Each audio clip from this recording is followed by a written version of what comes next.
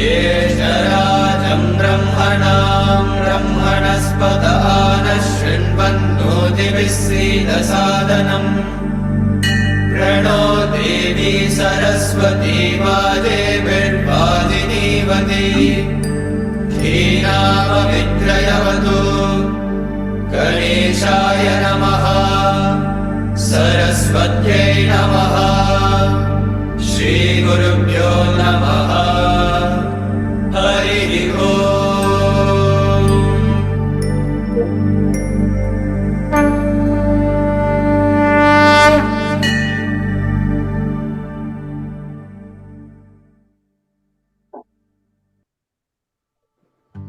In the sacred year of the Kali Yuga Avatar centenary celebrations, the Janmotsavam, a journey unfolds one letter at a time, not inked in words but etched in lifetimes. A whisper from the Vedas, a truth that stirs every soul. Tattvamasi, that thou art. The divinity we seek resides within. To lead us into this inner tryst, we welcome not just a speaker, but a seeker. A man who owes all he is, not to destiny, but to the one who shaped every step with divine grace. Born into a family of attorneys, trained to defend truth with logic, he found himself drawn, not by case law, but by cosmic law. In the late 70s, a quiet transformation began when his family stepped into the world of Sri Sathya Sai through Bal Vikas and into the eternal courtroom of the heart, where only one divine judge reigns supreme. As a practicing advocate, he mastered the art of presenting facts. But in the divine court of Sai, he discovered the truth beyond facts, the truth of Tattvamasi, that thou art. Let our lives be. When we look at people, love pours out from our eyes. When we speak, sweetness comes out from our heart. And all this will happen only if we are convinced that my beloved Sai resides in my heart at all times, at all places, forever and ever again. If we have this conviction of Sai within our heart, our words will be sweet. There will always be love from our eyes. He dreamed to act, to play a role, and Swami, the unseen playwright, granted him the most divine stage, Sai Kulwant Hall. In his journey of union and love, Swami became the orchestrator. He walked beside him, being his silent strength, his guiding seer within. Through him, Swami sparked generations. Thousands of children see in him a father, not by name, but by the love he lived. In every gathering, every session, in every word he speaks is the echo of Tattvamasi. God is not separating. Consciousness is everywhere. In you, with you, above you, below you, around you. Without consciousness, you are not. Consciousness is everywhere. That is God. I am telling you, you are also God. You are also God. You are also God. He led arguments, now he leads hearts. He defended cases, now he defends values. He stood tall in worldly courts and bows low in the court of love. From a humble Sevadal to the All India President of the Sri Sathya Sai Seva organizations, he never sought the role, only the joy of making him smile. Each position, each post was an offering of complete surrender. Today, as he stands as a torchbearer of Bhagwan's mission, we are reminded that we are not just Sai's followers, we are Sai, Tattvamasi.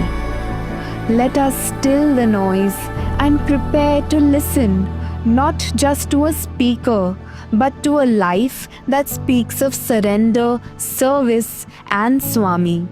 Shri Nimish Pandya, Tattvamasi.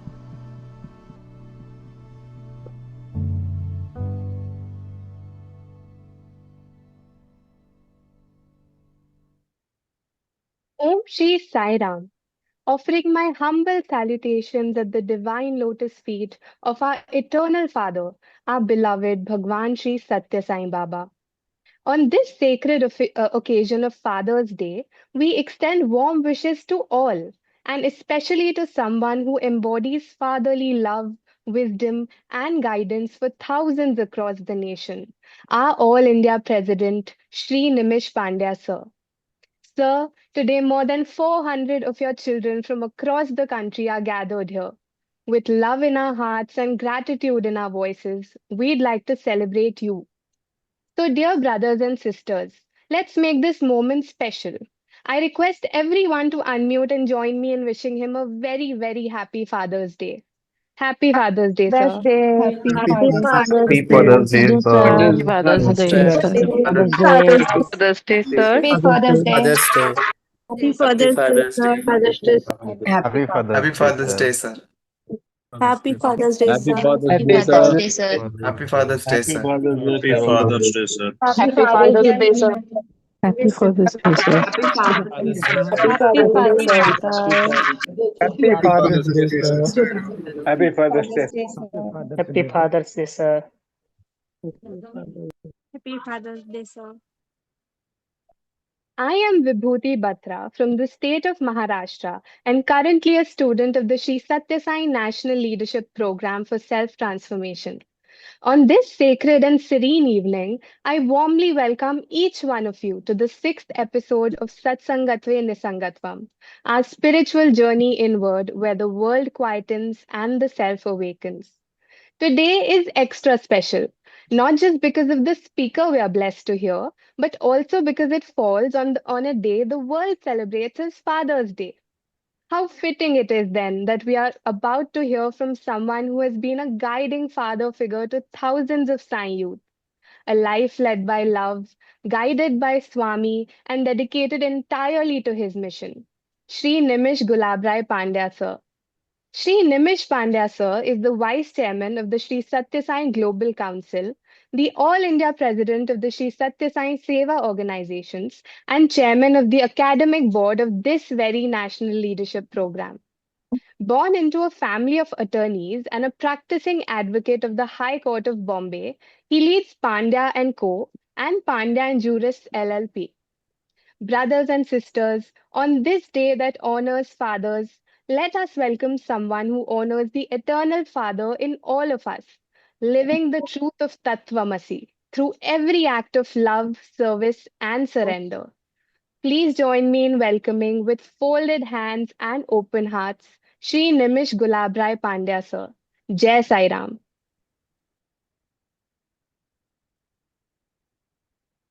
Om Shri Sai Ram.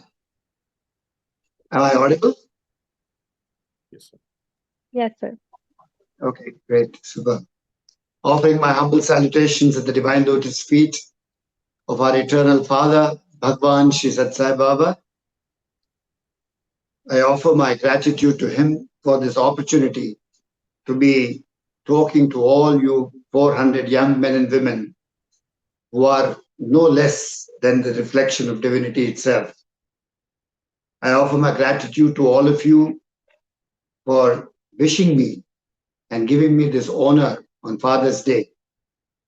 But essentially, the truth is that we are all his children, and there is only one Father, the Bhagwan Shri Satsai Baba.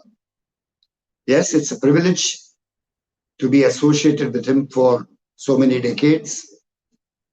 It's a great joy and a great blessing that he has given me the opportunity to be associated with so many young men and women. My wife Kamla and I are definitely blessed to be able to touch and inspire the hearts of so many young men and women, which in itself is a blessing upon Kamla and I. Tattvamasi, what a lovely topic. The truth that he and I are one, that there is no difference between divinity and man. It's a great journey, a very exciting journey to know that God is with you and you are with God, or God is in you and you are in God. Life is an amazing journey, and human birth is a fantastic opportunity, as they say. I was told that I should share with you my journey with Swami and how this journey of Tattvamasi achieves its progress on the path of Tattvamasi. It's not easy, and no one can claim that you have achieved that state, because we are all work in progress. For all the accounting students, it is WIP in the balance sheet. And the only commitment is to practice, to be at it as much as you can. What can I say?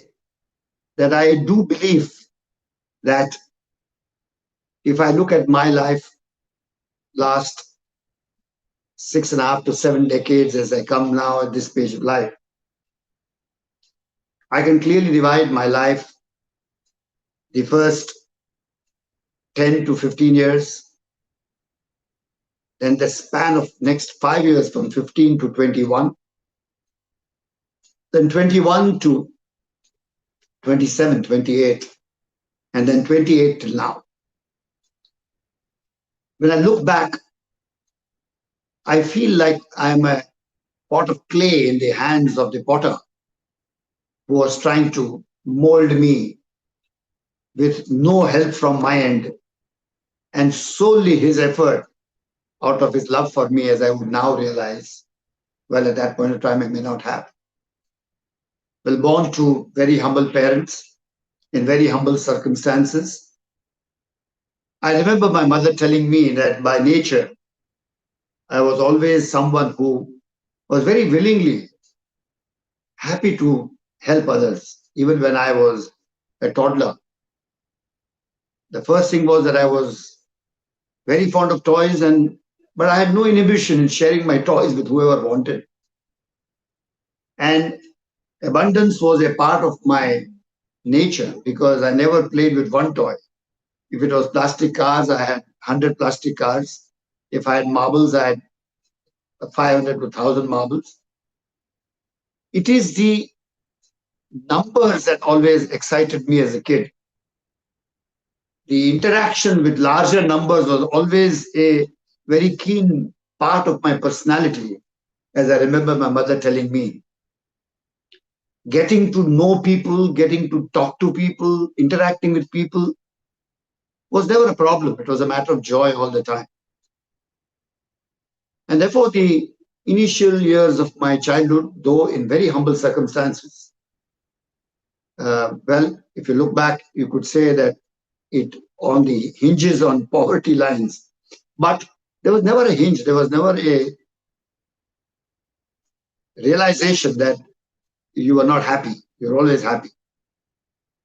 Then comes the life when school starts, and in school also, attachment to people, being attracted to human beings was a very special quality. And that took me through school in a very nice, smooth manner, with good accolades in education, probably in sports, in cultural activities. It was a great journey. But it was that age when the mind becomes predominant. And like every human being, the mind takes you towards various desires, various attractions, food, things, clothes, people. So in childhood, this system of man and the conflict between the mind starts. But at that point of time, you don't see it as a conflict. You only see it as a pull of the mind. And it was in those days in school that I studied in a very Catholic school, that the impressions that I carry forward were the moral science classes. I remember I used to get 99 out of 100 in moral science. And the best place for me was either on the hockey field or in the church when the organ used to play. The church organ was a great attraction. it gave me some kind of an immense peace. And the hockey, the sports, was when energy was channelized. But moral science was very attractive. Things like the priest brothers and the fathers who were then called in the Catholic system, talking of sacrifice, talking of gifting, talking of giving things away, the fear of God. So these thoughts were very much there. But if you realize that as you grow, the predominant factor is mind till education comes, till the sense of discrimination is built. And very often at that age, parents guide you, tell you, but the youth, the power of youth, the power of growth, the energy, many a time does not let you accept good advice. And I don't mean that you don't take good advice and you misbehave, but that essential course correction which must happen from consciousness as you grow. In some people it comes fast, and some people it comes slowly, and in my case it was very slow. So as I sailed through school, and as I grew up, there was a sense of confidence which was coming, but that confidence was not right. It was wrong. It was not backed with experience. And you may relate to this, that many of us feel that we are very confident, but that confidence, when it comes to realistic expression, gives you that courage only if it is backed by experience. Otherwise, it is hollow. For example, as a kid, I used to carry the toy guns and shoot people.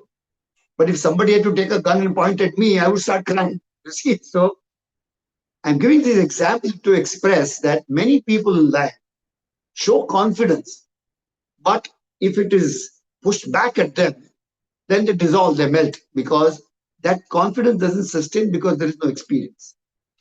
So as we went forward in school, I came to my SSC exams, we did very well. But the moment I crossed the SSC boundary and entered college in St. Xavier's College, that's the time when I look in hindsight back. I realized that that spiritual push, that discriminatory divine power was the lowest in my life at that point of time. At that point of time, the mind, the desire, all were absolutely at the peak.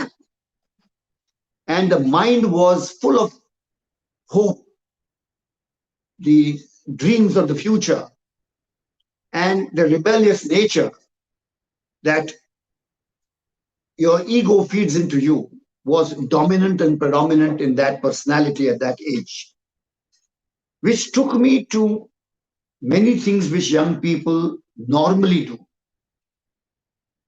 Get distracted, get attached to friends. You don't focus on what is good for you, but you get carried away by your peer pressure. You do things only to please your friends, or you do things only to be relevant in an ecosystem of friendship or peer group at that point of time. And at that point of time, if you're not lucky, the advice that your parents give you, you don't tend to heed to that. You tend to do just the opposite. And I'm sure many of you relate to this system, that at that point of time, you feel that there is nothing that your parents tell you is relevant, or they are telling you because they are old-fashioned, or they're telling you because they are not relevant to modern times, or they're telling you because they don't evoke that respect which they deserve in you.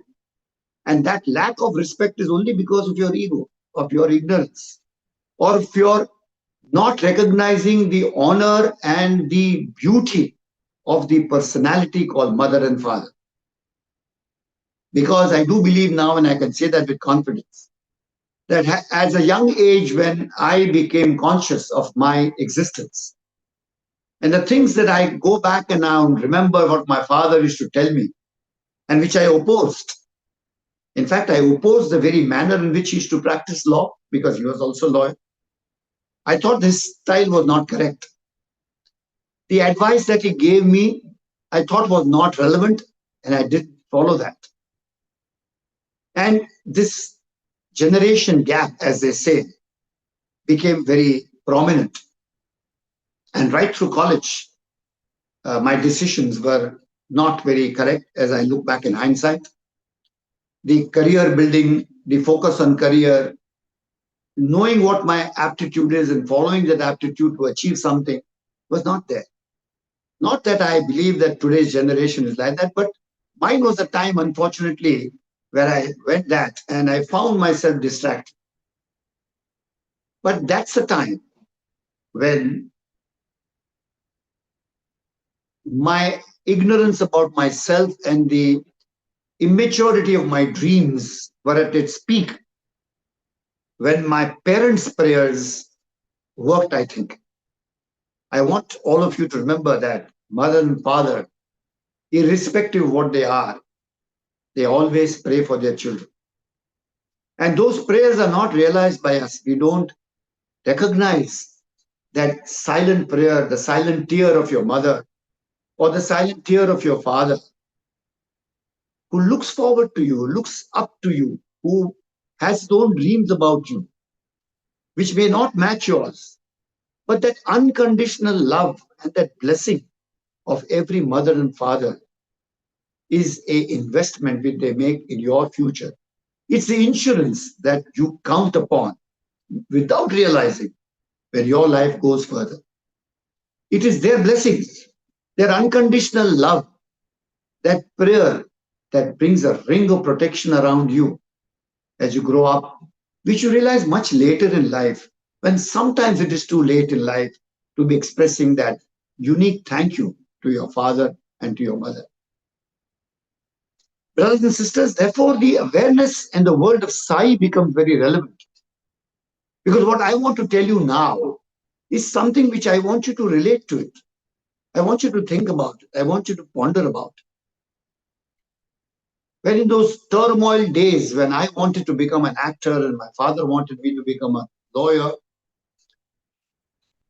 the good thing that happened was the first proof of Bhagwan's divinity came when Bhagwan says that even if you don't think of me, even if you abandon me, I will never abandon you. I will always take care of you. And one thing, you must see that in your nature, when you do your own introspection, even if a little sense of prayer that you may have, or a little sense of thinking of God that you may have, though overall you may be a different personality, but that one thought of God, that one prayer which you may do very casually to God, is of great, immense importance to the Divine Master. In fact, it is said that out of the entire seconds of the lifespan of your human birth, even if there is 10 seconds of sincerity towards the Lord, those 10 seconds, the Lord can melt and change your life. So when I come to age 27, from the age 18, 19 to that 25 was a disaster. Disaster in the sense, not that I didn't enjoy myself. By the perspective of the human mind and desires, well, all were there. But that left a deep scar on the spiritual heart. That kept me away as I look back in life from my friendship with my God within myself. And to make me realize that the scenario changes in my life when my youngest brother joins Balvikas, and Kamla Aunty, who is now my better half, was a young girl of 17, 18 then, who was incidentally the Balvikas guru of my youngest brother. Not that I knew Kamla Aunty that time, nor that I had any correction, because I was in another world. For me, this was all hocus pocus. But that hocus pocus Balvikas brought in Swami to my family, where my youngest brother's presence, his erudite spiritual knowledge, his ability to sing, ability to play bhajans, ability to be sort of being different from the others in the family brought great attraction to my mother. And my mother then followed my youngest brother, and following my mother was me in some way. Then my brother younger to me was the last, and my father was definitely the last because he was a lawyer, a very practical man. For him to accept something like this was a different story. But for me also, if you ask me what touched my heart when I met Bhagwan, was definitely a master plan by him to let me be in the troubled waters, and then probably when I was about to sink, to pull me out and bring it to the shores of his divine lotus feet. And that time also, knowing the young brash me, knowing that if he tells me something, there is a definite attitude to revolt and to retort, he did it in a very silent manner as I look back. I suppose as a father, he knew exactly how to deal with me. And it was a very gradual process. Dreams, situations which come in the dream happen in reality. Creating that yearning in yourself and then ignoring you like a lover would do. Like Radha and Krishna, the pain of separateness. I went to, with my mother, I used to go to escort her to Vrindavan and to Puttaparthi. And those days in the sands in Puttaparthi and those days in Vrindavan, though apparently I used to go and sit for darshan and nothing used to happen, but they were transformational moments of presence in the divinity. Being in his presence was working on me. Man doesn't realize, but God works on you. That process is constantly on. And when that process happens, transformation is what he does. You have no capacity. You can only make an effort. But even look at the grace and love of God. Even when you don't make an effort, but he loves you so much that he will go all out to see that you transform. So my first interview, then what an interview. If I look back in life, out of 80% times of my interaction with Bhagwan, it was like a good headmaster giving a whacking to the student all the time. First interview, and a tremendous burst of omnipresence when he started describing my 5 years in St. Xavier's College. From the extent of saying that so many friends, so much dependence, so much attachment to these so-called friends. He destroyed that completely and weaned away my mind towards one friendship, and that was him. He also laid down the fact that human life is a script which is written by God. And he expects that we don't disturb that script. He expects that we don't mess with the script which is written for us. And he categorically pushed it into my system that he expected that I do not interfere with him, and that he has planned everything for me, and that I should not really do anything to change the script. Now, you see, I'm a young man of 26, 27, and I don't understand this. One mind told me that, oh, very good, God, you've done everything. I don't have to do anything. I'm going to sit tight. Do what I'm doing, you do, because everything you scripted. No, so whatever happens is yours. Many people argue like this. When you say God has scripted everything, what's your problem? Keep on doing whatever, because whatever is the script will happen. Whatever happens, happens with God's wish is another great excuse people give to do things if they want to. But it's not that simple. Then he said, there's only one friend and he is God inside you.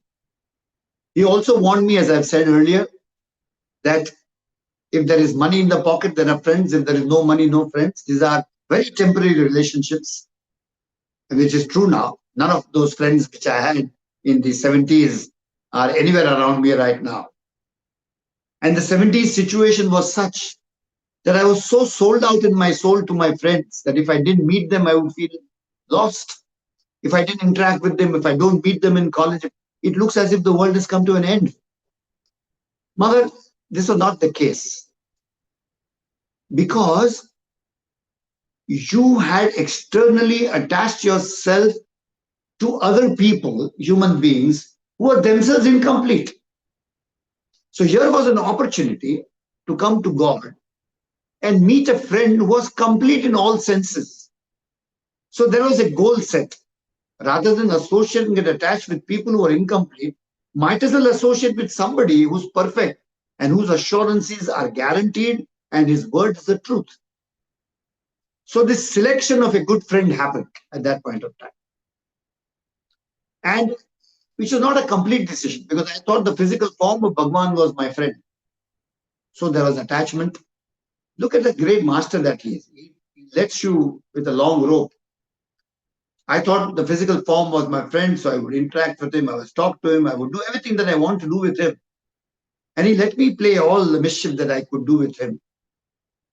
He behaved as if he was nothing and allowed me to be a friend of his. He came down to that level so that I can get that confidence.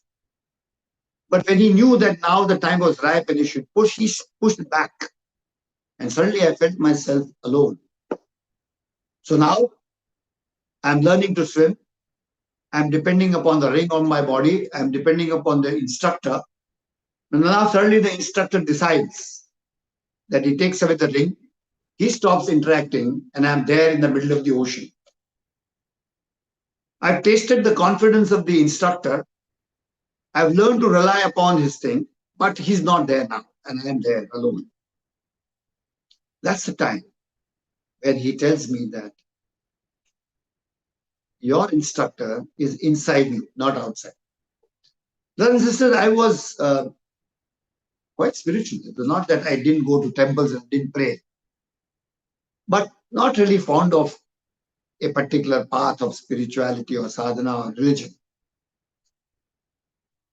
But the fact that impressed me the most, and which still today I keep on telling all you young brothers and sisters, is that if you want to believe in God, there is no God outside. There's beautiful pictures of Shiva, Lakshmi, Saraswati, all that you see, Jesus Christ, everything. All great images, inspiring images.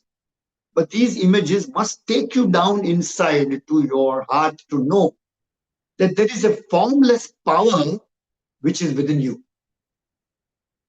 And if that becomes the focus of your attention, life changes. Because now I don't have to shout a shloka. I don't have to perform a puja. All I have to do is to close my eyes and say, Om Shri Sairam. Pray within. Every prayer goes within. And when every prayer goes within, grace comes from outside within. This is the learning process of Bhagavan Shri Satsang. If you want to achieve that self-confidence, that's the time when Swami taught me what self-confidence is. Self-confidence, which I thought I had, was not based on experience. But now I am getting to be a student of Satya Sai Baba to gain confidence. The first confidence is the confidence in his presence, that he is there, he is existing. And that confidence came from his continuous expression of omnipresence. Whether it was my association during marriage with Kamlanji, the marriage per se, the effect post-marriage, the career. Imagine if today in your life, there is some power that keeps on telling you everything that happens in your mind, in your thought, in your action, and you are completely exposed. That means even if you're going to the bathroom, even if you're jealous of somebody, even if you've waxed somebody's perfume, even if you have said something to somebody, even if you've done something good to others, even if you've done something bad, if there is a voice which tells you immediately what you have done, how would you feel? This is the experience of omnipresence. which our Satya Sai Baba is fully capable of giving. Is fully knowing, he knows everything about you all the time. And I want to tell all you young brothers and sisters that Tattvamasi, one of the features of Tattvamasi that you and he are one, is the fact that he knows everything about you. In fact, he knows everything about you, not only now, but also of the past and also about the future. Imagine if I'm with my wife in Kodaikanal and I have an argument with her in the room about the next morning darshan, whether she has to take a flower. Kodaikanal was very close, very cold, and I requested my wife not to go, and she insisted that she wanted to go. This little argument is the first discussion when I meet him personally next morning at darshan. My going to honeymoon is not a secret. Normally, when husband and wife get married, it's a very personal affair with the couple. You don't even share with your parents. You don't even share with your mother. Sometimes you may share something, but it's still a very personal affair. But imagine if Swami stands in front of you and tells you everything which you don't want anybody else to know. How do you feel? It can be very gory. It can be very personal. It can go to an extent that you feel, was he there sitting with you on your head that time? It's a very gory, it's a very scary thing if God starts showing you omnipresence. But that expression, that experience only is for the fact that you constantly remember that there is nothing hidden from God. And therefore, as young men and women, what I learned and I want to share with you is very simple. Never ever believe that God does not know what you have said, done, or felt. He knows everything at all times. Now, the beautiful fact that God spoke within us, that God resides within me, was a great factor for me. I was very happy. And this fact was reinforced when he fired me for going to Rameshwaram. I went to Rameshwaram with the senior most people that time, my mentor at that point of time, Indulal Shah. And I still got fired for going to Rameshwaram. And you know why? Because here was my guru trying to teach me that God is not in Rameshwaram. And his Hindi words were very simple. Udhar kya hai jo idhar nahi hai? So imagine the dismantling of your understanding to bring you closer to Tattvamasi was this incident when he told me, Rameshwaram ke mandir mein kya hai jo idhar nahi hai? And what did he mean? He meant this Sai who's telling you that I am within you.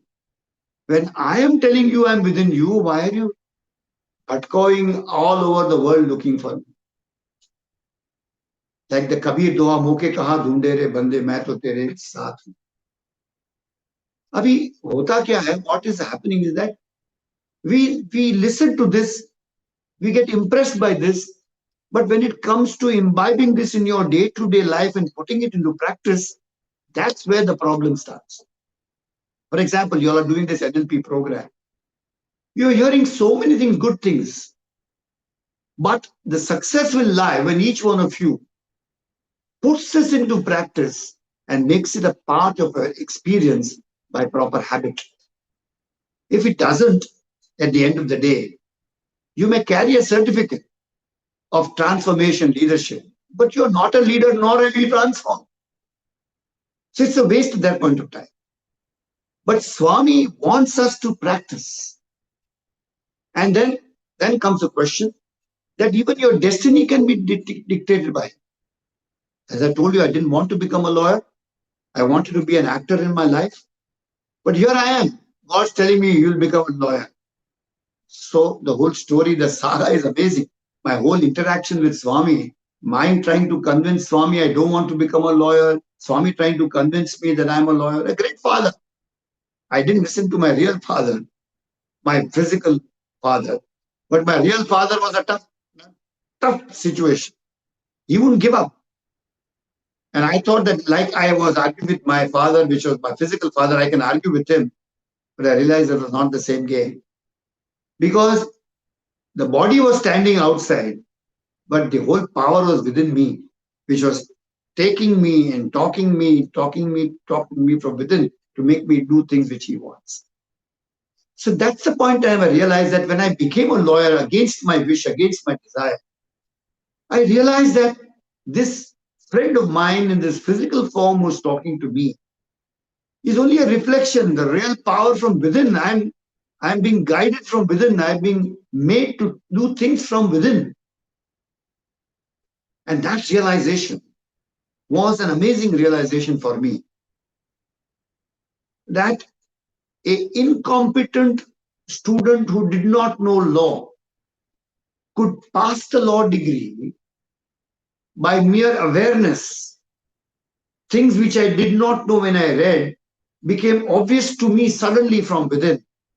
And that power of intuition gave me that knowledge which books could not give me, was a lesson which convinced me that intuition, which is the voice of the real master within yourself, is all powerful. Intellect is only a tool, but intuition is the database from which all inspiration comes. And therefore it proved further that God is not outside, God is inside. And that human birth is meant only to realize this fact, that your day-to-day life, your day-to-day actions, all have to be guided from the master within. And therefore, as a net exercise of experience in the NLP program, the topmost goal for each one of you should be, according to me, my humble opinion, get to know that power within yourself. Have faith in the power within yourself. Know that the power within yourself will never ditch you. Having said these three things, you may be still confused that how do I know this power within myself? How do I trust him? And know that he'll never ditch me. These three facts are to be understood from the point of view of your personal sadhana. The whole matter of challenge of human life, brothers and sisters, is the mind. I always say this. For me, the greatest lesson learned in the lotus feet of Bhagwan Shri Satsai Baba, if you ask me today, importance of time and the importance of mastering your mind. These two are very tall keys to making your human birth meaningful, happy, peaceful, and useful not only for yourself, but for whole mankind. Because it's very simple.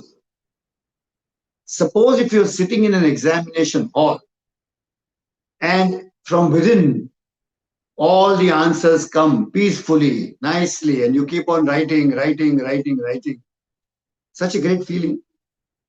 Rather than scratching your head, what did I do? Do I remember this chapter, this lesson, this formula? Surrender. You surrender to him and see what great things he can do. Now, many of you will ask me, what about effort? your duty, isn't it? Yes, do it. Never hesitate. Don't say, I don't know this. Don't say, I don't like this. Don't say, I cannot do this. Try everything. Try happily. Try without the fear of success. Try with the fear of failure. Try with great confidence. What I have to do now, I will do now. Finish. What it results into is not my concern. But I'll do my best. Whatever happens, I'll do my best. Like yesterday, I was watching a complete shot by Navjot Singh Sidhu when he was talking of young Tendulkar. In a particular match, Navjot Singh Sidhu used to call Tendulkar Tendlya. And at one particular game in Pakistan, Waqar Yunus bowled to him and he tried to sweep, but he could not. He missed the ball. And thereafter, Navjot Singh Sidhu says that I saw this man with his hand constantly doing like this. He kept on doing this, like this, like this, like this. He says, for 2-3 days, I saw Tendulkar with his hand and with his bat. He was constantly practicing that sweep shot. And Navjot Singh Sidhu says at the end of the next game, the sweep shots that Tendulkar played made the entire opposite team floored completely, mastering it. The thought in Tendulkar's mind was not to win, but the thought was to master that action. And once the action was mastered, the result was automatic. And there was no fear that what happens, even if I practice, it won't happen. Then what? See, that mind has a tendency to create more and more fears and options in your mind. And therefore, the control of the mind is a very important factor. When you work and see that you give your best to your duty at that point of time. Yes, you may get the result expected, no result, no problem. The second thing, the other important thing which I learned from Bhagavan was very simple. Never compare yourself with anybody else. And don't let anybody else compare you with anybody else. That should never happen. Swami used to always say that you are unique. There is nobody like you. Even if you're black, you're not handsome, you're weak, you're tall, you're strong, you're a good looker, doesn't matter. Because after all, it's the physical body which has no meaning. It is the spirit which matters. It's the confidence that matters. And therefore, never let anybody else compare you. No comparisons. And I know Swami used to encourage each one of us to excel within ourselves. He used to see that we compete with our own self and become better and better human beings. Therefore, Swami never used to judge anybody. Swami never used to compare anybody with anybody else. For him, each one of us was a unique creation of his own, and he loved each one of us. And therefore, in life, never let your mind let you be bogged down by comparison. I believe that comparison is the greatest negative factor. You have to compare yourself with yourself. That's the path to success. And therefore, if you see the Satsang Seva organization, is an organization given by Bhagavan for self-transformation, making yourself better and better every day. Therefore, there is no comparison that this NLP student is better than the NLP student, or a non-NLP student is better than an NLP student. Not that. It's only a matter of comparing yourself with yourself and excelling yourself and allowing God to chisel you to perfection. It's a partnership between your ego and the presence of God. Your ego slowly reduces and the presence of God within you increases and you blossom. When you say blossoming human personality, it only means that the blossoming of the awareness of the spirit within. Breath is another important thing, brothers and sisters. What Swami taught me. Regular breath. Breath is God. Regular breathing, that ability to keep your breath in rhythm, is the greatest source of self-confidence and success. Biting your nails, getting angry, getting depressed, all can be reversed, not by medication, not by counseling. Pure rhythmic breathing. Soham. Meditation. Therefore, I urge people, because Swami urged me, not that I became an expert in this, but the following the path of a rhythmic breath, enjoying silence, was something which helped me to be what I am today in many, many ways. Confidence that God is not outside is within me. Knowing that the breath is the most important thing in life. Third, that time is very important. Many people ask me, sir, that you're a lawyer and you do so much work in the Sai organization. When do you practice? How do you practice? How do you do work? How come you are everywhere? How come you live? It's very simple. Don't post this question on a big notice board and make it like an issue, like an agenda for discussion. It doesn't require that. It requires complete internalization. 24 hours in a day, Swami says, is more than enough for you. But you need to prioritize. You need to focus on what is to be done, what is not to be done, and living in the present.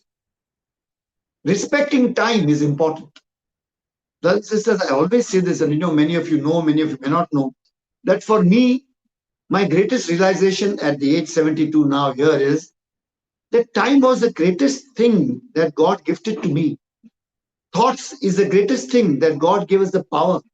Every thought is a speck of energy, which in science is defined as that which has capacity to do work. You can't waste your thoughts, can't waste your time. And therefore, time and thoughts are two great assets.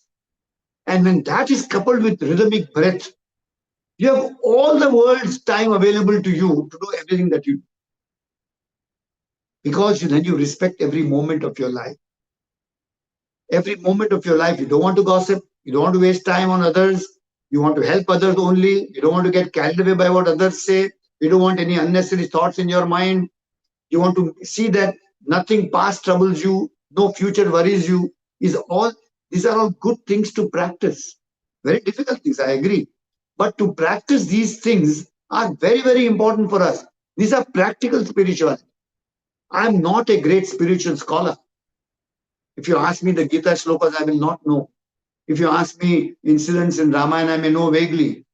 But I know one thing, what my divine master told me. Don't waste time. Have faith that I'm inside you. Have faith that you have to master your mind.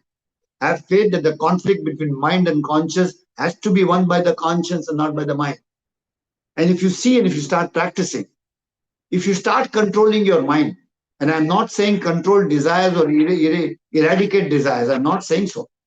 But if you enjoy every moment of life with an outlook that this is temporary, this is ephemeral, this will pass. Suppose I'm enjoying a game of cricket in the Wankhede Stadium. While I'm enjoying the game, I'll enjoy it. But the moment the game is over, I don't have to come home and brood over it for the next 3 days, talk about it. No. Because the moment I left Wankhede Stadium and I came home, there was the next event happening in my life. There was the next thing happening in my life. And therefore, I was not going to carry that. Or suppose if I had a fight with somebody, and then I want to keep that fight in my mind all the time. It doesn't work. Therefore, the maxim of Swami, which he told me that, remember, forget all the harm that others have done to you immediately. I tell you, brothers and sisters, whatever happens in the NLP program, these two things which Swami has told all of us, start practicing today. Forget all the harm that others have done to you immediately. And forget all the good that you've done to others. If two things are forgotten, see what a lovely life it is. Control your breath, forget these two things, focus on hard work, enjoy life, let every moment pass without the fear of result. देखो, ऐसा आनंद है जो भगवान कहते हैं, it is divine bliss, which is your birthright. You are born to do this. You are born to understand. We were all born to enjoy every moment of life with the understanding that when life ends, all this is to be forgotten. Nothing should remain. Why? I'm not saying this because but see for yourself, it's a reality of life. All men have gone. All women have gone. Everybody's estate remains behind. Everybody's money remains behind. All wars stay as they are. All disputes remain as it is. Nothing happens. When you go, you only go in a split second like that, and everything behind.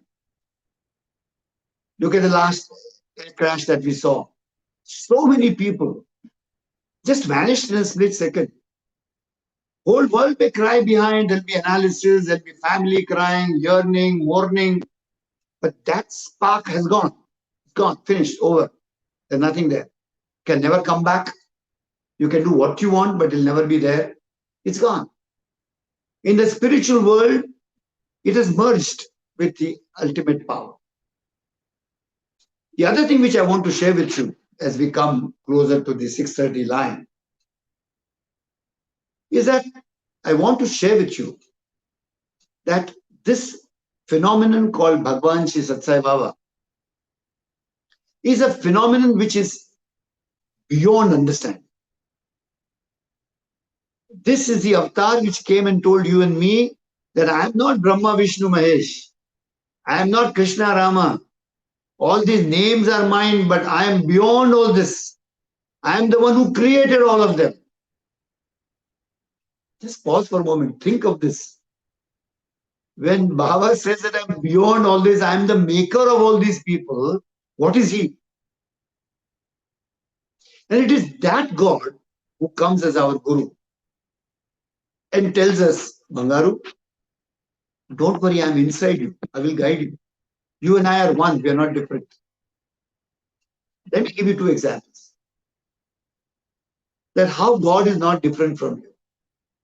How Tattvamasi is a reality. The story was that the Yajur Mandir was being inaugurated. And we were all on the portico. And it was the first inauguration lunch which Bhagwan invited everybody. When Bhagwan invited everybody, all the names were called on the portico. Everybody went, my peers, my colleagues all went. But my name was not there. And by that time, I'm already 4 decades with Swami, with all this so-called knowledge and experience. But the moment my name was not there and I saw everybody go inside for lunch, I was completely heartbroken. All my senses gave way, all my common sense gave way, all the experience of spirituality was given away. I was like a young kid whose toy was taken away or who was not called for a party. Burst out crying, all negative emotions, complete breakdown of systems, complete crash down. And I cried and I cried and I cried. And I went to my room also from the mandir crying.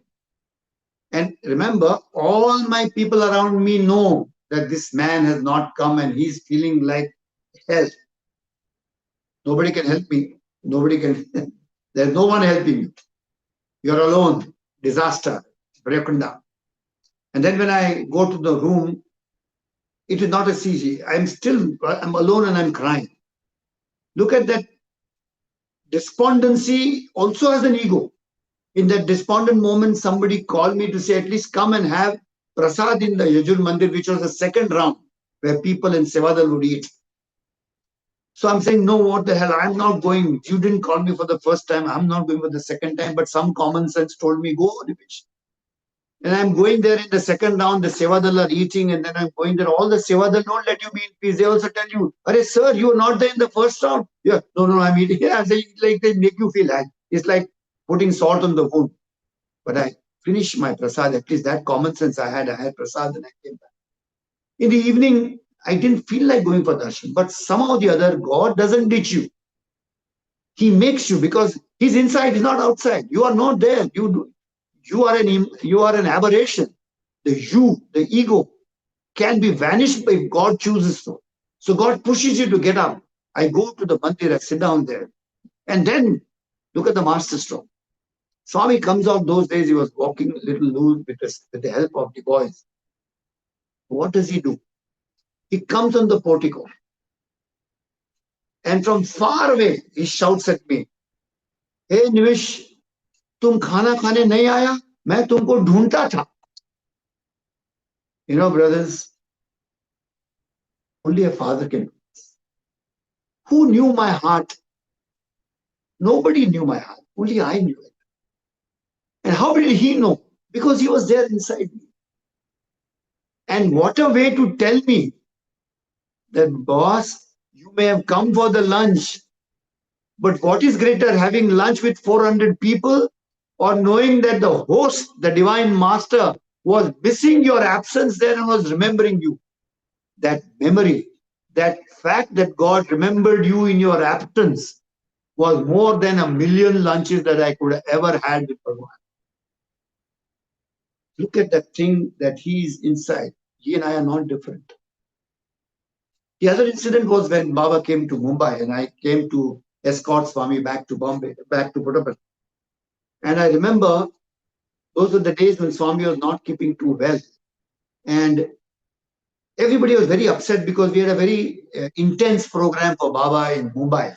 In fact, that was the time when Baba gave interview to Ratan Tata at 11:30 in the night. He came from a dinner at 10:30, 11. Like Swami was having full late nights in Bombay, like, late night parties. So when Everybody got angry at us, the so-called organizing team. You guys are insensitive. You don't know how to treat God. He's not well. You've given him so much trouble and you don't know how to plan. You got fired left, right, and center. Well, event got over. Things passed by. Everything happened. Swami allowed us to do everything. He didn't stop us. So when we went to escort Swami back, there also people in Puttaparthi started cursing us. So we ignored everything till, because we had learned, ignore, don't worry. But then what happened was Swami came into portico and Swami started. Very tight program tha, very difficult program. I got very tired. I said, now we are in difficulty, okay? Till now it was other, now it is Swami who started. So all of us sitting there in the portico, hands folded onto our knees. Swami, I know Swami, it was difficult, but you came after such a long time. I know, but very tight program, very tight program. So now we don't know how to respond. Swami, sorry, but there were so many people waiting for you. I know, but very tight program. What to do? Very, very tight program. So this went on for 3-4 sentences like this, and we are all stuck. How to tell Swami sorry? Because he won't let you say sorry also. Then something suddenly happened, and from my mouth I came up, Swami, I know everything, but Swami, we are very happy that you came up. हम लोग बहुत खुश हैं. You know what was the reaction? अच्छा, तुम खुश तो मैं भी खुश. This is the master. He's not different from you.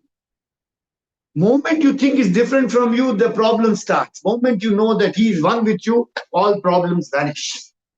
That's the beauty of the master. And I would urge that all of you should yearn, practice, and get this experience that the master is with you. Then that self-transformation will come. The leadership is a separate story. Moment you self-transform, you become an inspirational leader. There are many leaders who lead physically and outside, but very few can become inspirational leaders, where in his presence, in your presence, people will feel good. For me, the definition of leadership, as I learned from Bhagwan, from his example, is a great man is he in whose presence all feel great all times. In Swami's presence, automatically we felt great because he was a practitioner. He was the aura. That aura of practice, that aura of faith, that aura of belief makes you the inspirational leader that you want to become. It is not mere training. Yes, training helps. Content helps. So-called knowledge helps. But if all this content, all this knowledge is not imbibed as practice, having faith that all knowledge leads to the fact that God exists. All knowledge leads to the fact that God is the guide and that God is within yourself. And the tools to know him within yourself is the sadhana, faith, prayer, meditation, sacrifice, practicing giving, practicing not getting. These are very bold decisions in your life, but you should take it. You will never be able to take it only if you remain in the cocoon of your ego, the cocoon of fear, the cocoon of lack of confidence. These cocoons have to be broken to release yourself, because that's the purpose of human birth.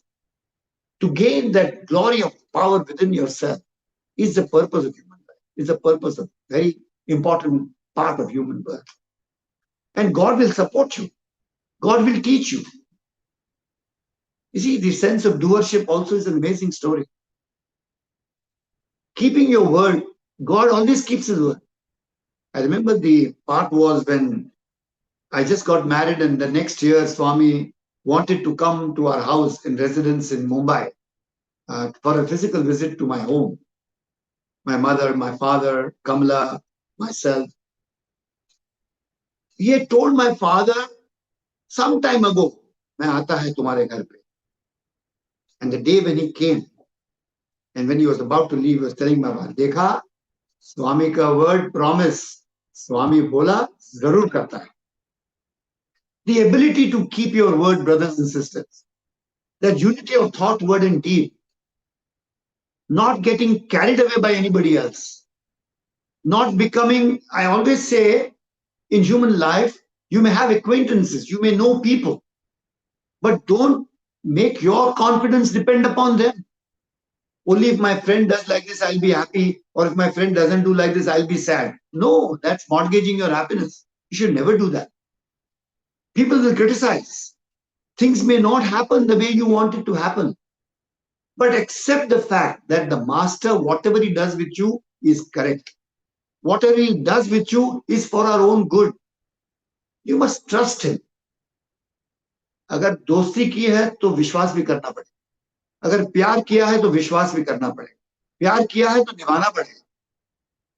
हम लोग हमारे जीवन में, हमारे संबंधों में इतनी इतनी गजलें गा लेते हैं, इतनी इतनी कहावतें कर देते हैं, मगर वही जो बातें हम हमारे परस्पर के जिंदगी के रिश्तों में करते हैं, वही रिश्ता यदि भगवान से बांध ले और वही रिश्ता जो भगवान से बना उसको निभा लें, उस पर विश्वास करें, तो आपकी पत्नी, आपके पति, आपके दोस्त आपको धोखा दे सकते हैं, मगर भगवान जिससे आप अपनी दोस्ती का विश्वास रखोगे वो आपको जिंदगी में कभी धोखा नहीं. ये बात भगवान बाबा हमें बताने आए. This is what God came on earth to tell us. That look, Bangaru, I've given you human birth. And I want you to know that the purpose of human birth is to know what I am. At the end of it, before I close, I want to tell you that being a dramatist, life is a great example of drama. When God told me in my first interview that I have planned your life, don't disturb it. When I look in hindsight back, it only means one thing. That based upon whatever my past karmas were, what is my today's karma, what my future karma, He's given me a role. किसी का बेटा बनना है, किसी का पति बनना है, किसी के मेरा काम जिंदगी में क्या है, किससे बात करनी है, कैसे बात करनी, ये सब जो पूरा रोल है, इस जीवन रूपी नाट्य स्थिति में एक जो किरदार दिया गया है, उस किरदार को निभाना है.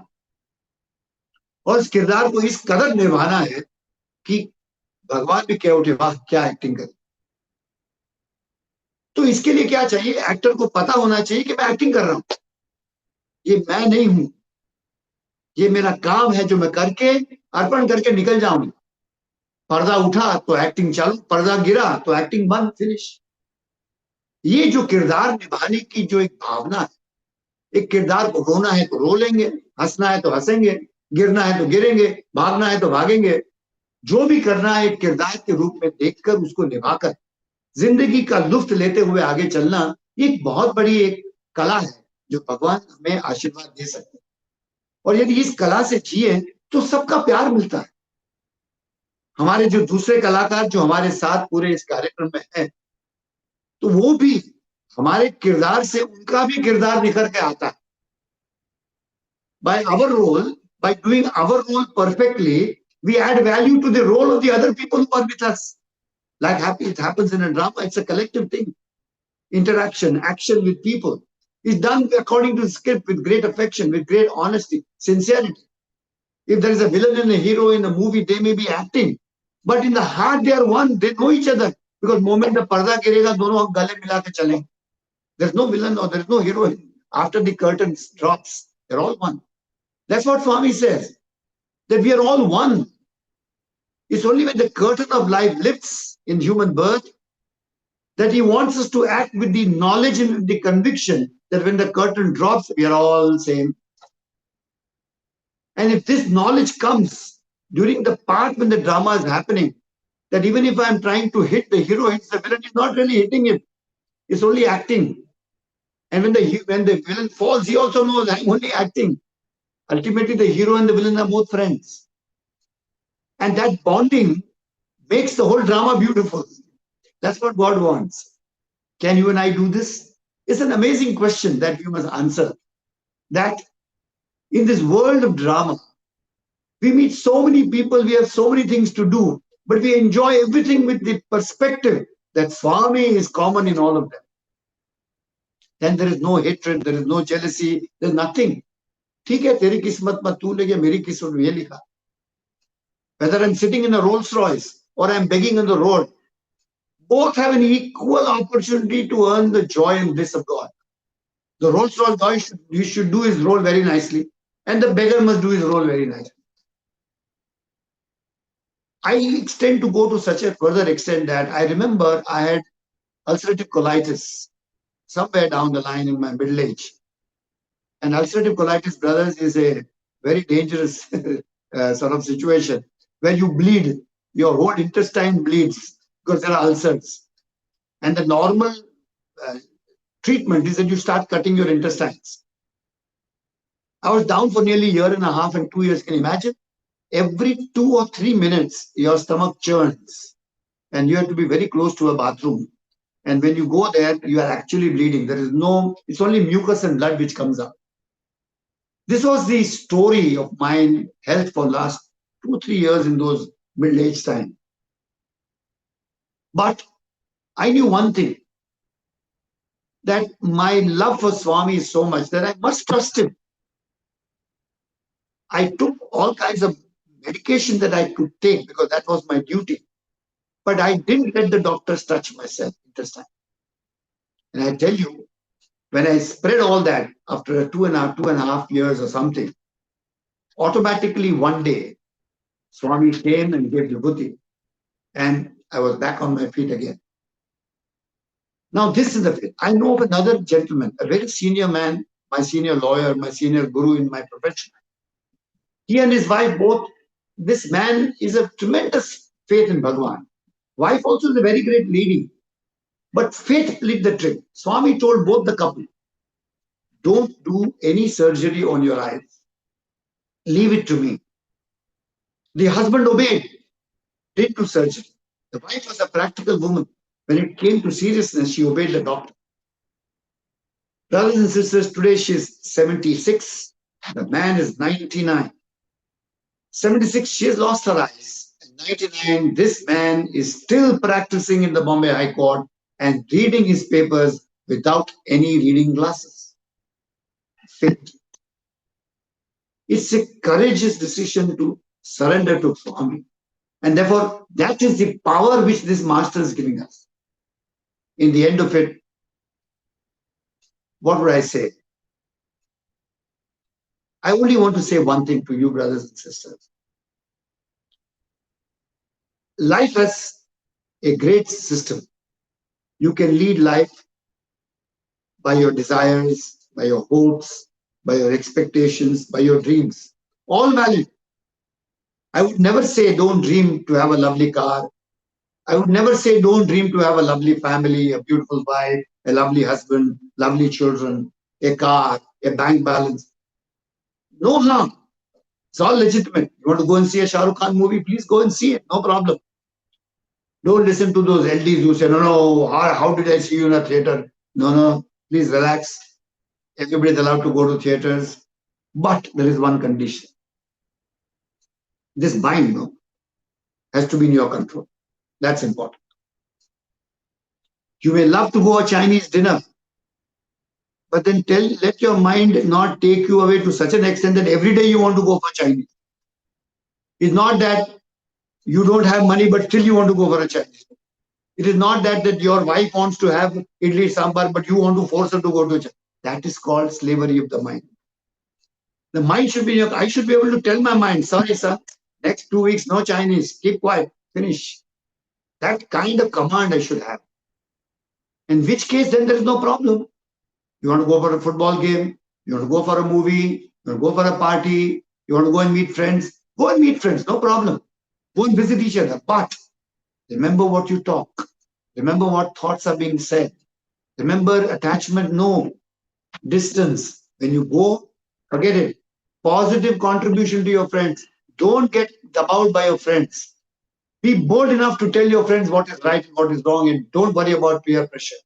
Don't worry about being isolated. On the path of righteousness, even if you get isolated by your friends, so be it.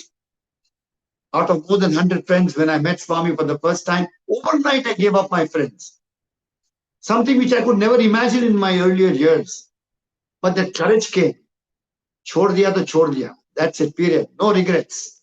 But that gives such a confidence that today all those friends whom I left come back to me with great respect and awe. While earlier, I was like a tail following them on all the wrong things they did. But today, I have the privilege of knowing Many of my friends followed me and respected me for my decision of surrendering and having self-confidence. Therefore, that's the path of Swami. Trust him, be with him, and Father's Day is not something which you celebrate one day. I want you to do one thing, a special request to all. Don't just say thank you, Father. Do what they say. Think what they're saying is correct. Mother and father are really speaking. You may not agree, I agree. I'm with you when you say you may disagree with their thoughts, but never disrespect them. Irrespective of what they are the most precious things that you have. After your own breath, if there's anything more precious than your breath, it is your parents. They are the ones who lit the first breath in yourself. You know what the breath means? It is through them that God entered yourself and started manifesting as you. Now that click of divinity which your parents gave you is invaluable. Nothing can pay for it. Because the very fact that you breathe and this master has entered you is an act of gratitude to your parents. And therefore never forget that. Fathers are fathers. Advice will be given. Boring so may it be, but you'll find that at the end of the day, you will cry. One regret which I have on Father's Day, as my father is concerned, he always told me, he says, Nimish, literature is the handmaid of a good lawyer. He told me, learn phrases, learn idioms, do a study, read everything. I never listened to it. It was much later in life that I realized to become a great lawyer, I need good language. I need to speak what I have to. I need good literature to express myself. That's one thing I missed, but I picked it up in life. And the second thing he told me was, Nimish, always be dressed properly. You must go in the court with perfect attire, because when you walk in like a lawyer, you should look. And why I'm saying this? My first opportunity to speak to Bhagwan in presence of Bhagwan came from this attire, from this dress. It was Dharmakshetra. Swami was in Dharmakshetra. And those days, I didn't know that you have to wear only a white safari. And that morning, I wore a dark green safari with a band gala, and I walked into Satyadi. And Swami and Indubai saw me in that attire. You know what happened? They were so impressed with the dress of mine that next afternoon, there was a big speech of Swami in a big auditorium in Mumbai. And because of my attire, I got a chance to become master of ceremonies for the first time in my life when I could speak in front of Swami. I realized, 100 noor kapda, bahut zaruri hai. Always be dressed impeccably. And therefore, you find in Swami's Satsang organization, he insists on wearing white because white, when worn gracefully, properly, is a great attire. Even when you don't wear whites, you should wear clothes which bring a sense of aura of respect, not ridicule. That's important. Therefore, small things which your parents may tell you may not value, but in life it makes great sense. Today I don't regret anything because I've tried to pick up all that my father said, but I miss him. I remember when my father was aged and not keeping too well. When I used to come back from office, we used to hug each other. And when I used to hug him, he used to put his head on my shoulder. And that 15-20 seconds when he used to put his head on my shoulder, that fragrance of love which I used to get, when I close my eyes today, I feel it. That mother's love, that father's love are tonics of today's times. In my age of 72 now, what is my tonic? It is these feelings, these experiences of the parents that they live with you are great tonics, brothers and sisters. Keep those tonics in your bottles safe and sound. Don't lose the opportunity with your parents. And especially on Father's Day and Mother's Day, it is not one day. It's a constant journey of gratitude to our parents. And to the Divine Master himself. Thank you, and thank you very much, and God bless all of you on this Father's Day. My blessings to you, and I pray to Swami to shower all his blessings on all of you, that you may embark upon the journey of knowing that is within you, become masters of yourself, become masterminds, become leaders by inspiration, not by rote power or authority. Get yourself modulated. Remember, human life is nothing but your union with God. Twam Asi. Sairam. Thank you very much. Thank you, Nimish uncle. बहुत बहुत धन्यवाद. First of all, I would like to introduce myself. My name is Megha Dikshit, hailing from the vibrant state of Uttar Pradesh, steeped in rich cultural heritage, spiritual legacy, and historical significance. Presently, I have the honor of serving as the State Youth Coordinator, where I actively contribute to initiatives that inspire and empower young minds. On the professional front, I am working as an academic specialist at Bharat School e-learning dedicated to fostering clarity and concept-driven learning for students. Uncle, your life is a beautiful testament to the truth that once Swami holds our hand, he never lets go. आपका जीवन इस सत्य का अद्भुत उदाहरण है कि एक बार जब स्वामी हमारा हाथ पकड़ते हैं तो वह हमारा हाथ कभी नहीं छोड़ते. It has been an honor and privilege to listen to you on this forum, Uncle. ये हमारे लिए सम्मान और सौभाग्य की बात है कि हमें इस मंच पर आपको सुनने का अवसर मिला. With your kind permission, we shall now proceed to the question and answer session. आपकी अनुमति से अब हम प्रश्नोत्तर सत्र की ओर बढ़ेंगे. Sairam, dear participants, let's move on to the interactive part of our discussion with our esteemed speaker, Nimish Pandya sir. Sairam, सभी प्रतिभागियों से ये निवेदन है कि अब हम सब प्रश्नोत्तर सत्र की तरफ चल रहे हैं. कुछ rules, there are certain rules that you all need to follow. कुछ रूल्स हैं जो हम सभी को क्वेश्चन एंड आंसर सेशंस के लिए फॉलो करने हैं. First rule, kindly raise your hand on Zoom and you will be invited to unmute yourself.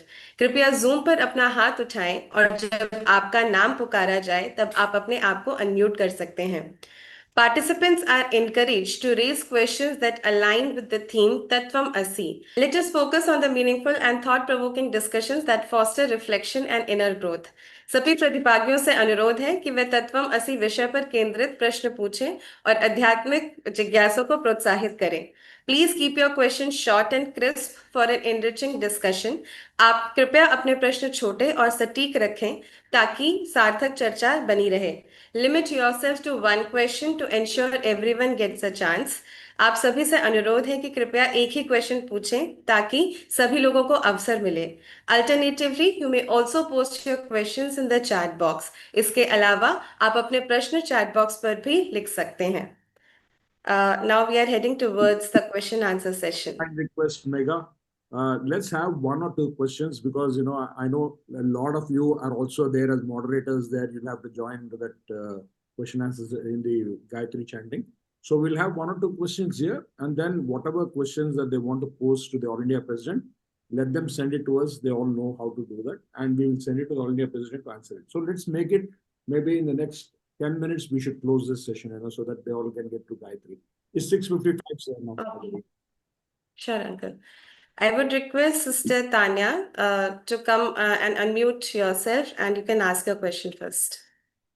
Sairam, sir, thank you for the insightful session. Happy Father's Day. So I have one question that in life, many times we all go through instances where in the physical realm, there is something happening. And within us, our gut is telling us something and we want something. But Swami is telling you that anything like the light within you is guiding you, that you continue to focus on that. And maybe the other people around you are telling you that this is not going to work because on the physical realm, it's not happening. It's impossible.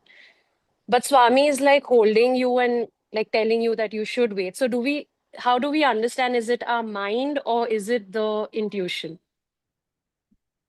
Okay, so this question of whether the mind is prompting you or the intuition is telling you, Michael, is a matter of great practice. Okay, because it's not very easy whether the mind is telling you whether it's desire or whether it's a prompting. And therefore, Bhagavan has given us this very, very famous quotation that the head, heart, and the hand. You see, when the head demands something is happening, that's the demand of the brain or the mind or the desire. And your conscience is telling you something else. And there is a dichotomy between these two decisions. The best thing is to pause. Okay? Normally, what happens, my girl, moment the mind says something, you want to do it. Or you get into a fight with your conscience, which is correct, you depress yourself. Best is to take time out. Okay? Moment you take time out, and if you have prayer backed by that, you'll always find that you get the right answer. That's been my experience.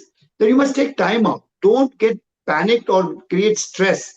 अब इसको कैसे करूं, इसका decision लेना ही है, ये कब होगा, क्या होगा, नहीं करना इससे.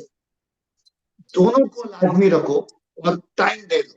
Moment you give time and back it with prayer, that Swami, please guide me what is to be done. I tell you, you will get the right answer immediately with confidence. और ये पूरे दौरान में, during this time when there is this conflict going on, don't listen to anybody else. There are many people who will add on to your worries and add on to your contract. You to pagal hai, you are like this, you should not be like this, you should do like this. Go quiet. In fact, in my office, the biggest picture in front of my desk in my office is a lovely picture of Swami which says, keep quiet and be by my side. I will do the rest. Okay, be patient. Patience चाहिए. इस उम्र में there is no need to take a decision and jump to things fast. Take it easy. Be patient. Give yourself the time back with prayer and trust Him. You will find that you always get the right answer.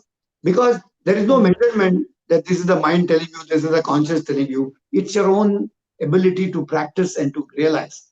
Okay? That's all. Sairam, sir. Thank you. Thank you so much, Uncle. Now, due to time constraints, we will also be accepting questions on the LMS portal. समय की सीमा के कारण हम आपके प्रश्न LMS portal पे भी स्वीकार करेंगे.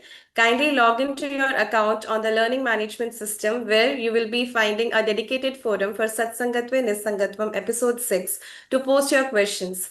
कृपया अपने लर्निंग मैनेजमेंट सिस्टम अकाउंट से लॉगिन करें, जहां आपको सत्संगत्वे निसंगत्वम एपिसोड 6 के लिए एक विशेष मंच मिलेगा जिसमें आप अपने प्रश्न पोस्ट कर सकते हैं.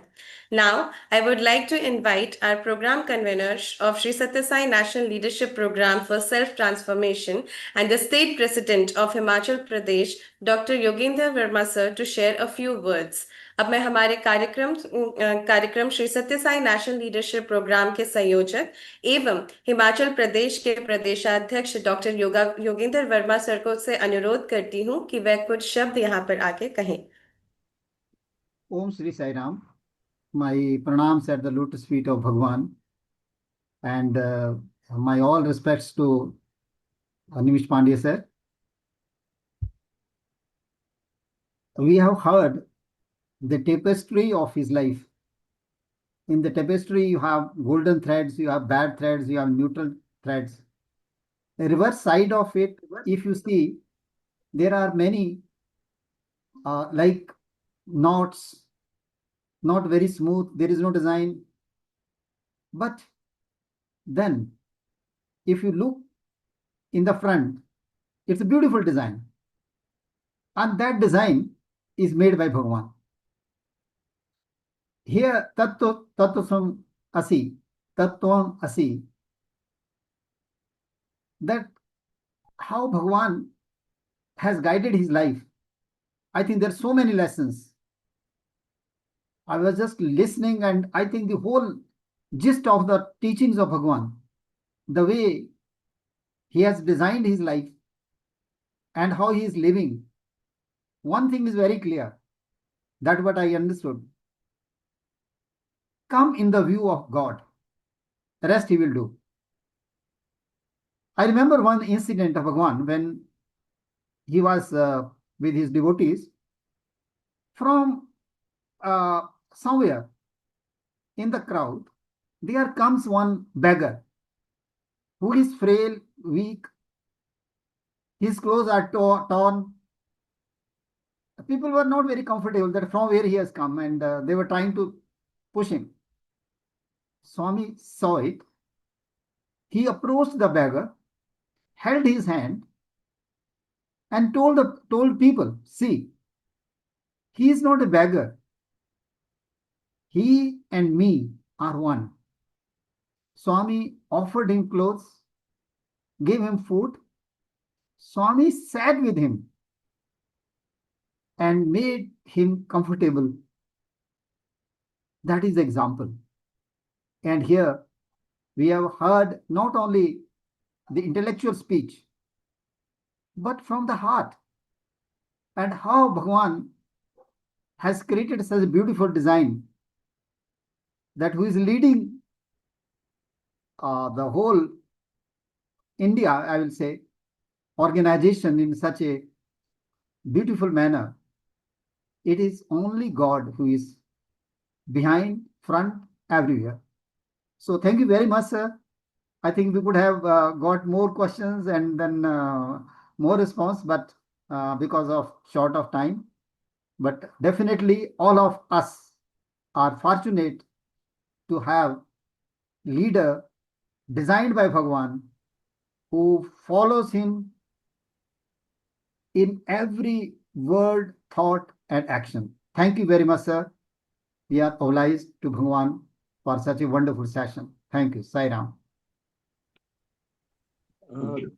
Thank you, sir. I think, with the permission of the All India President, we would also take 1 weekend extra only for a question answer session on this topic, sir. We will. I was going to say that, Gopi, that every time I promise that, and we collect the questions, but we've not answered them. This time, please give me an opportunity where I can answer all these questions one by one, just to ensure that I keep my word. That is most important. Last time you did, sir, you completed it a little delayed, but you did it. So this time we will have it on camera only. Again, we'll have another session, sir. That'd be nice. Thank you. Over to you, Swati. Samastha Lokah Sukhino Bhavanthu. Samastha Lokah Sukhino Bhavanthu. Samastha Lokah Sukhino Bhavantu.